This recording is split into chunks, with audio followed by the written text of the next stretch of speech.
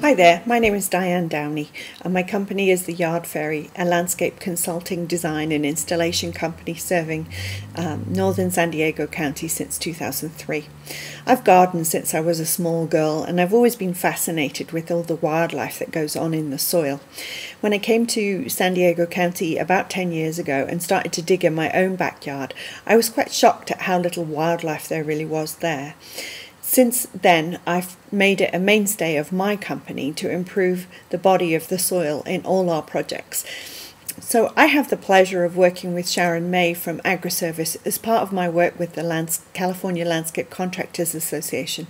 And I asked Sharon recently to explain the benefits of organic matter in the soil. So I hope you enjoy this clip. Organics is very important for water savings. It's one of the most effective and lowest cost methods of improving your water usage. What happens is when you introduce compost, you're introducing the microbes necessary to fuel the soil. You get that going so it works in tandem in a very natural way. This is, in fact, the natural process. It also provides food for that soil food web so that it can form an association with the plant and work through the soil to bring nutrients. But on top of that, what it does is it aggregates the soil particles. So that primarily the bacteria and the mycorrhizals aggregate the soil particles. Soil, dead dirt, that doesn't have a living food web, will create a very compacted, very tight landscape. And when you water, you typically will water the first quarter inch. It will then run off down the street and you're looking at fines. Meanwhile, underneath that quarter inch, you're looking at very dry soil and your plant still needs to be watered. And you're stuck with what are we going to do except for turn it on again later on for another short period of time.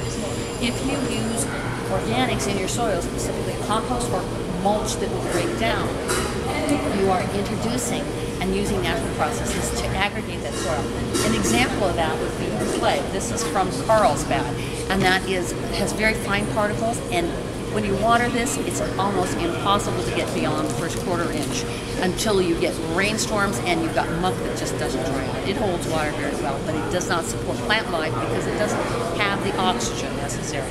In this case, I took that same soil and mixed in 30% compost by hand, and this is what it looked like. After 6 months, this is what the aggregate particles look like. So when I watered, the irrigation water would go down into the soil, into the plant roots. Now the aggregation of those particles is important because that's where our soil food web lives. It also is where we hold our water. So we've got reservoirs built in.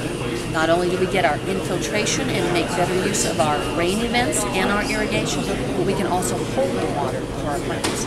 In this case, this is a more passive approach. I started off with decomposed granite, and after everything was planted, somebody told me I should use organics. This was years ago.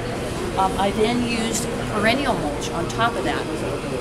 And in about 2.5 years, our little critters there, the arthropods, the worms, everybody else, worked it into the soil and turned it into this delicious chocolate cake soil that was the most fertile in my yard. That is a very passive, but it takes time, but a very easy approach. So using soil organics can do quite a bit to save your water. You can easily save up to 25% by making sure that your soil is managed properly. So there you heard Sharon May from Agri Service explaining that you can save up to 25% of your water use by incorporating organics into your soil.